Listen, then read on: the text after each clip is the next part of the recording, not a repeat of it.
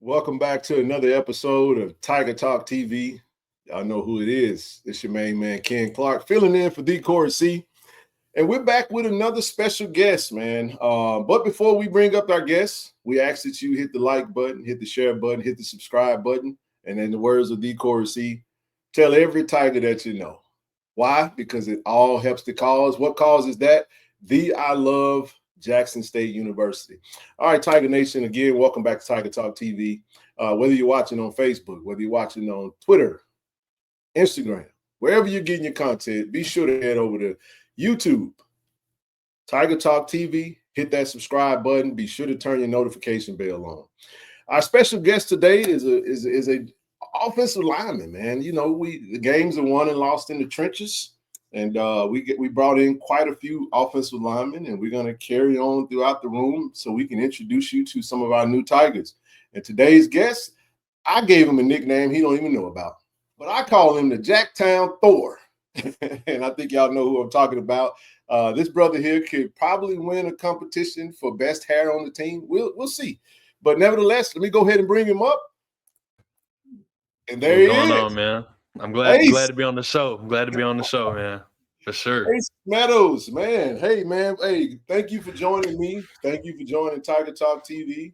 Hope I did your intro right, man. You got that heavy metal wrestler. You know what I'm saying? You got that. You know, you got the hair hanging. Look, I used to have some hair, man. You know, back in my day. A lot of people.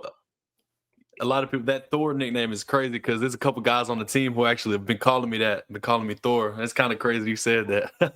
I didn't know that. I promise you, Yeah. Tiger Nation. I had no clue. But no, I call him Jacktown Thor, man. Well, first of all, welcome to Jackson, Mississippi, is what we say wherever we go, whether we're on the road. That was started by Coach Isaias Guthrie.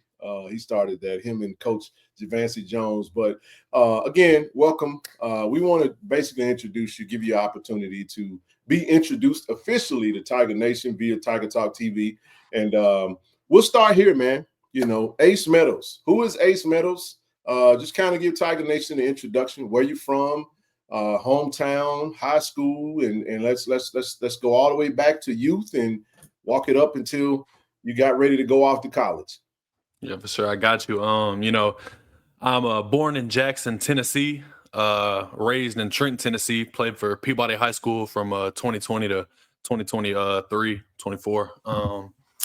Went to Tennessee State University and just transferred here to Jackson State. Yeah, man, it's just I'm just glad to be here, honestly. Okay. So Jackson, Tennessee, home of Lane College. Lane College, yep. Yeah, shout out to the Lane. I think it's the Dragons. Shout out to all the Dragons out there. But then, like I said, grew up in Trenton, Tennessee. So you're Tennessee native, and you played Peabody High School, 3-star recruit. Let's talk about your recruitment out of high school, man, and how you came about choosing Tennessee State to start your education. Okay, so yeah, I'll kind of start a little early. It was probably about my freshman year, going into my sophomore year of high school. I was really more into basketball. I thought I was gonna be a basketball player. You know, I was about 6'4", 210 pounds. You know, thinking I was gonna be a basketball player. And I actually hurt my ankle, and I really couldn't jump no more or do anything. So I was like, going to football practice was killing my ankle. So I was like, man, I got to quit football and really lock in on basketball. So my head coach I didn't show up to football practice for about a week. And my head coach showed up to my house and he had a conversation with me. He was like, we don't get guys like you very often. So I was that close to quitting. And he told me that I had something that, you know, people you can't teach, and it's size. Yeah. And that kind of made me realize, okay, maybe I can do something with football. Ultimately led me to quitting basketball, which I still love basketball to this day. But okay. So yeah, that was a big part of it too, was just kind of getting into football. Didn't play much my sophomore year. I was still kind of growing into my body. You know, my brother, obviously he plays at UCF right now. Yeah, Connor Meadows, my guy. He first went to Tennessee. He graduated in 2022, and he went to Tennessee State with me. Now he's at UCF. But yeah, he kind of really showed me the way. Sophomore year, I didn't play much. I was behind him. I was playing a little bit of tight end. Junior year is really when everything started. Got my first offer in September, and I got that from Charlotte, the Charlotte 49ers. They were my first ever offer, and that was a surreal feeling getting that first offer. I mean, it's just crazy. Like it was just a surreal feeling. It's crazy because around that time, I also got invited by a Jackson State coach. I don't know who it was to a homecoming game, but I didn't go. I wanted to go. I wanted to go so bad. This was 22. This is 22. Okay. We had Prime was there. Prime was in Jackson then. Mm-hmm. Okay. I was very, very intrigued to go. I wanted to go so bad, but I just couldn't make the trip. But I ended up, started out getting a lot of big interest looks just because of my size and how I played. Got my first Group of 5 offer, which was also my second offer in February after going on a visit to Memphis. So my second offer was Memphis. And that's when I kind of knew things were going to start to pick up. I accumulated a lot of G5 offers after that. Never got a P5 offer. But I accumulated a lot of G5 offers after that. Arkansas State, Ball State, schools like that. Yeah. I remember getting offered by Coach Anthony Lewis, who's the offensive line coach at Tennessee State. He offered me in August of 2023, which is my senior year. And at the time, I was kind of like, I wasn't really educated on. I knew some about FCS football, but I wasn't really like, I want to go play FCS football. I wanted to make it Power 5, which everybody wants to. Correct. But obviously, I was a big fan of Eddie George. I think one thing that really persuaded me to go to Tennessee State was that first conversation I had with him. It was honestly a surreal feeling.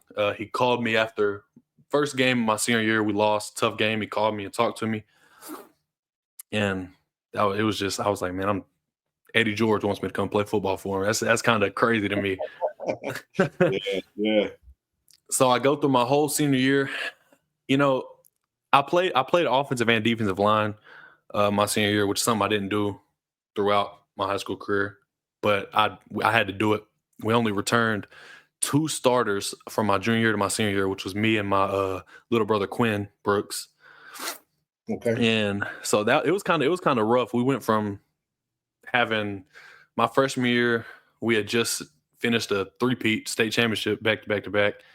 And then it kind of went downhill from there, in a rough place right now. But I think people ought to get back on the map soon. But yeah, just that conversation with Eddie George, it made everything, just he wants me to play football for him. So I didn't get to go to many visits my senior year because of I was just exhausted. Like I didn't want to travel anywhere because I was playing every snap of the game basically except for special teams. That's a lot. Yeah, it put a toll on my body for sure. I was also dealing with an ankle injury. So yeah, I was getting offers throughout, and then I remember I wasn't going to go to Tennessee State. I was kind of getting worried because I didn't have a plan. I didn't know where I was going to go. Okay. Even like last week in November, so I was going to early enroll wherever I went, but I didn't know where I wanted to go. So it's the last week of November, and Tennessee State says, we want to get you here for an official visit. And I was like, okay, I'll go. I don't want to go there, but I'll go to the visit. And I go on the visit. They had fired the coach that offered me, and they fired their offensive coordinator. And it was so crazy. Michael Brewster, he played for Ohio State. He actually has the record for most starts in Ohio State history. He was going to be my O-line coach, so he basically re-recruited me and everything, said he wanted me. And so I'll go on my visit there. I really fell in love with the staff, everything. It's really a lot of NFL experience there, man. Brandon Fisher was the defensive coordinator. His dad, Jeff Fisher, met him. That was a crazy feeling. It's actually a pretty funny story. We went out to dinner on my official visit, and Coach George, his wife was there, and I wasn't aware of who his wife was. Right. And they told me Taj George. I'm like, that kind of, or yeah, they said Taj George. And I was like, that kind of sounds a little familiar. And then they told me what group she was part of, SWV, and I was like, SWV, legendary SWV. I was sort of shell shocked by that. You know, it was kind of crazy. I think I was more blown away by the fact she was there than Coach George. But Understood. Yeah. But still to this day, I still have a really great relationship with both of them. They're like family to me now. Yeah, I love them for sure. But yeah, I just went on the visit there, fell in love, committed 2 days later. Wow. A lot of schools really they hit me up after I committed and they were like, "You want to go to Tennessee State?"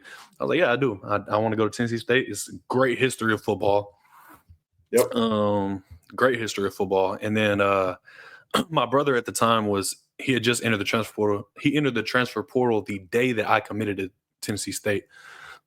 And he got some pretty big offers. He got a couple Power 5 offers out of the portal from Tennessee. He got I think Boston College. I know he got Liberty. I think he got another ACC school, but I said, just come on to visit Tennessee State, see how you like it. I know you're getting all them big schools. They're going to pay you all the money, whatever. And he came on to visit, and right after the photo shoot, he committed on the spot. Wow. It was really a great moment for me, my mom, and him. Just we was all in there playing. We're gonna play football again together. It was. Yeah, man. That's a lot, man. It's so much I wasn't gonna interrupt you. I was gonna let you roll, and you're doing a fantastic job. But it's something I got to go back to, and I'm gonna go way back to high school. You say you was a basketball player. You're talking to a former basketball player. So I just want to know, can you hoop for real? Or what are you just talk to me now. I can hoop. Okay. So, it's a lot. I say that, Ace, because it's a lot of guys on that team, on your team now, that swear up and down they can go to the NBA right now. Jesse Riley, one of them. I don't say no names. Jesse Riley, one of them, though. But no, man, that's cool stuff, man. I played ball. Not about me, but that's my sport. I just look like a football player now.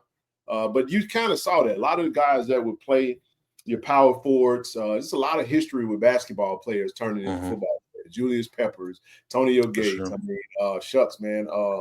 What's his name? The tight end, Tony Gonzalez. You got the list goes on and on.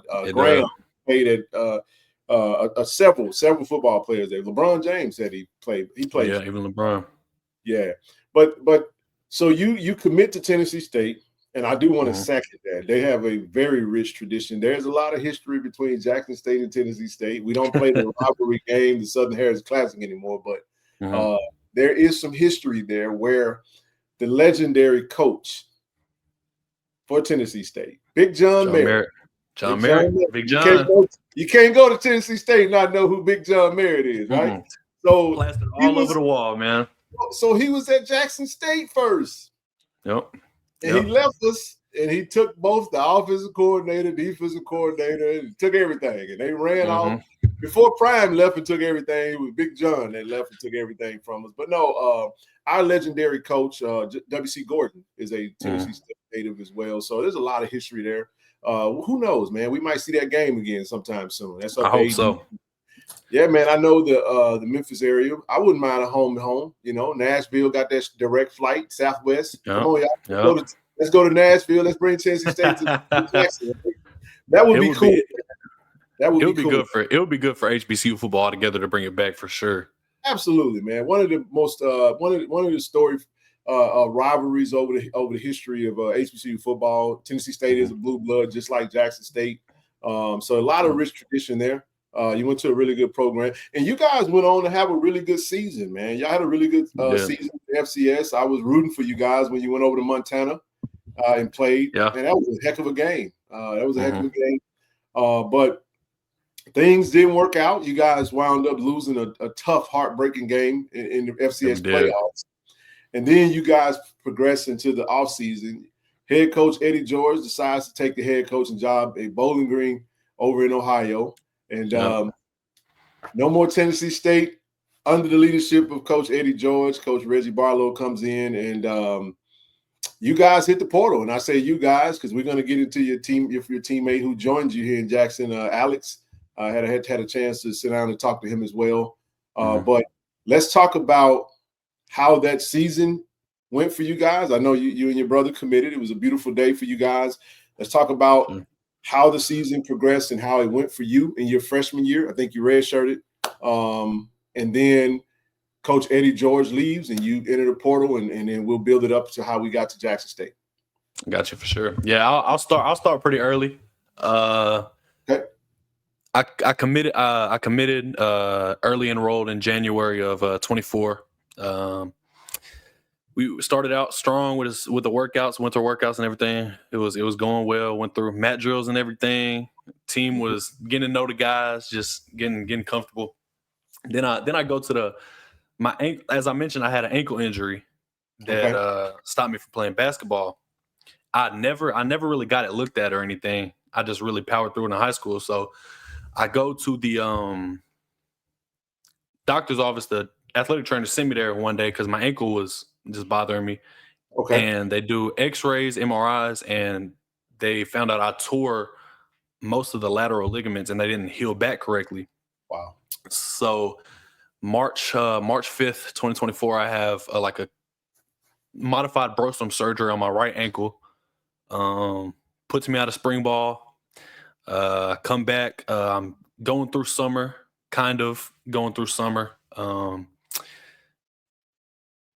and just getting stronger and everything, getting ready, rehabbing the ankle, getting ready for fall camp because that's when I was really going to come back. Go through summer, take my break for fall camp. I'm feeling great. I come back, ankle feels good. First day of fall camp, they don't really put me through contact or anything. They just have me going slow. Second day of fall camp comes around, and first we're doing O-line drills, just basic 1-2 steps. Take the step, roll my ankle again, and I just go over there. My brother showed some frustration. I was obviously just very emotional. That was crazy. Just coming back and hurting it right back. Like it really was crazy to me. And luckily it wasn't as bad as it seemed or as it could have been. I was out for the remainder of fall camp. But I come back the last scrimmage of fall camp, and I play in that scrimmage, and I'm set to be a 2 behind my brother and one of my guys, Seydou Ba, who's now at Austin P. I was just going to kind of be a swing guy. I'll go in and play. And 2 days after that scrimmage, first day of classes, I leave to go get ice cream in my car, driving down the street. And it's crazy. I swear I would have swore last year I had a curse on me. I was not supposed to play last year because I'm driving down the street, listening to Sexy Red, just vibing, just vibing. Got done with practice, man. And somebody pulls out, in front of me. Right, hit him, ran into him, car crash, and they ran off. I had to pull over. I'm dazed, hit my head on the steering wheel. It was awful, an awful turn of events. So my car is totaled. I'm just like, man, it couldn't get any worse. Like, so next day I go to practice, or I go to lift weights, and I just don't feel right, honestly. I mean, I had to go to the ER that night just to make sure, everything was okay. But next day I just don't feel right. So I found out I have a concussion. Yeah. Pretty bad concussion that put me out for the first few games. Then I come back, practice, play in the homecoming game against Eastern Illinois. Played special teams that game. Then I think we were getting ready for Howard. And another unfortunate circumstance just happens during practice, and I was out again. So at that point, they decided to shut down my season because it was kind of late in the season. Just work on rehabbing and everything, getting stronger. So we had a really great season. It was fun, even though I didn't really get to play. Just being around the guys, experiencing winning a championship. for one of our teammates who passed away, Chazon. It was just special winning it for him.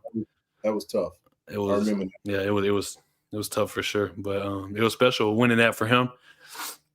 And we were ready to run it back, and we had a good winter workouts again after the loss to Montana and everything. And that loss to Montana, that was a really good game because without our mistakes in special teams, we win that game by 3 points, 27-24. Which is it's just hard to rewatch that game. Everything. Yeah. Junior Bergen, that wide receiver from Montana, returned 2 Yeah, punts on us, broke the record.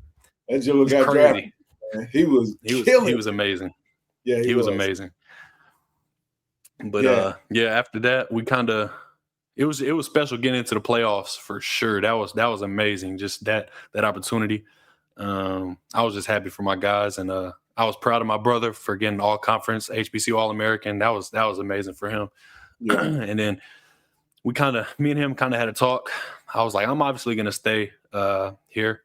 And he was thinking about maybe, leaving, but he wanted to run it back again with TSU. So he decided to stay.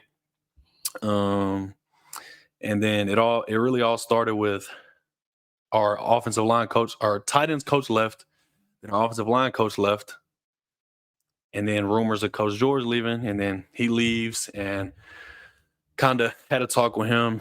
We were just talking. He was like, everybody's trying to make that jump up in their career. I mean, if it's an opportunity, you got to take it. And so that's what he did. So it's definitely no hard feelings by anybody for him. Right. And they brought in a great guy or great man with Reggie Barlow. Yes. I had a couple conversations with him, and he's a great dude for sure. I would have loved to play for him as much as anybody, but I'm just glad to be here for sure. But yeah, it was rough when Coach George left. Just trying to navigate what we should do, because I still haven't had a spring ball, because I entered before and they barely even had a spring ball. It was mostly install stuff, but it's just rough not having a spring ball. I don't have much experience, but it's just rough not having a spring ball. It's just crazy circumstance. No, it's understandable, man. Man, that's a lot, man. It's amazing how we could see this unfold kind of from the outside looking in. And it's always cool, Ace, when we're talking to someone who was intimately involved in the details and can add a little bit more substance to what we saw from a public standpoint. So Coach Eddie George has decided to accept this role. You made the decision. Okay, Tennessee State. I appreciate it. I saw the video, you know what I mean? The video, you kind of going around campus talking a little bit. That was pretty cool. But you make the decision. You and your brother, as you stated, kind of signed and committed to Central Florida, which is pretty cool. Yep. The Knights is time, So, and I think the Knights are what? It's Big 12 now. I think it's Big 12. It's Big 12. Yeah, so he's Big 5 now. We would have loved to have Connor as well. We wanted the whole Meadows family. We didn't want to bring it up, man. We wanted both of you. But for sure. All right, so let's get into you enter the portal now. Let's talk about that process for those who may not understand what it's like to be a college athlete, and now you go and submit your name into the transfer portal. Then what? It's scary. It's pretty scary, but especially as somebody in my situation. But at the same time, it's exciting. Just getting all the new opportunities, building all the new relationships, going through. I personally love the recruiting process of getting to know coaches. I love it. Got to do that again. It's pretty rough, especially when you don't have that much tape. It was a lot of HBCU schools offer me for sure. Yeah. A lot of P5 schools reached out early, showing interest. Group of fives. It's a crazy process, and it's going to get even crazier now with all this new rules, the new thing they just passed. Yeah, it's all going to be crazy, but it's scary, but it's exciting. You just got to trust that you're going to find somewhere, and I'm so glad that I'm here at Jackson State, because I told Coach Manny Ramirez, he called me and offered me. and I got to talk to Coach TC a little bit too on that phone call. First day they offered me, and I was like, man, I think this is the one. So as soon as they called me, I went and looked up Jackson State football on YouTube and watched all the videos. It's just an amazing culture, amazing place, amazing school, a lot of rich history, and I'm just excited to be here and get going for sure. Yeah, man. Jackson State's coming off of a 2024 national championship, and I wouldn't be me if I didn't, heckle a little bit. We had some Tennessee State Tigers talking that smack, talking about what would have happened had they played us, and you know what I mean. It would have that's that old ride. I know. Go ahead. Now I'm not gonna lie. I feel like last year, I really wish we would have got a Southern Heritage Classic.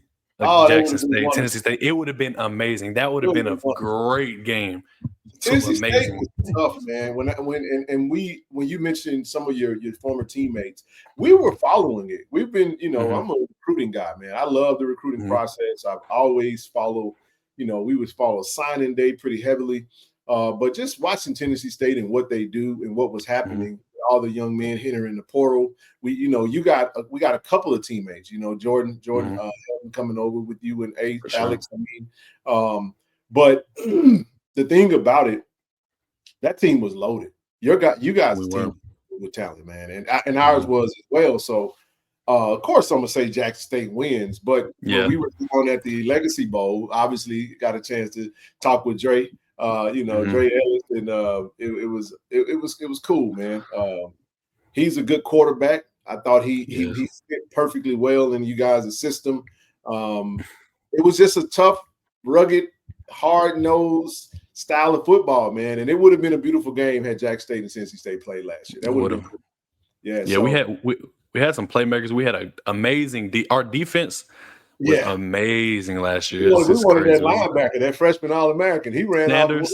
off. Yeah. Shout out Sanders Ellis, my guy. He's at Purdue. Ellis, that's him. That was the real deal, man. I think he wore number 12, if I'm not mistaken. Yeah. He's at Purdue now. Purdue, that's what it was. Yeah, that team was loaded, man. Coach Eddie George and the staff did a fantastic job. And like I said, we're happy that you chose. Let's delve a little bit deeper into this conversation with Coach Manny Ramirez. So when you have this call, you talk to Coach TC Taylor. Did you do your research on Coach Manny? Let's get your thoughts on him. We know he's the best offensive line coach in the SWAC, probably in FCS. I think just to have him at Jackson State is just absolutely phenomenal. I had a chance to interview him. Doesn't say a whole lot. I love the way he teaches the game. It's always cool to go over to you guys' group area when he's doing his work and he's educating. But let's talk about your relationship and how that conversation and how it has built up into where it is right now. Yeah. That first conversation originally, he called me. I kind of already knew who he was, obviously NFL veteran. Yep. It was just a great conversation we had. I called him a couple of days after, and I was like, this might be it. I mean, this might be home. And he said he's glad I feel that way and need to get me on a visit. And I came and visited, and it was the rest is history. But not as far as I did my research on him for sure. Great player, Broncos, and that's.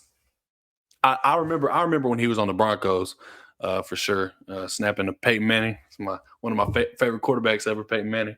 Yeah.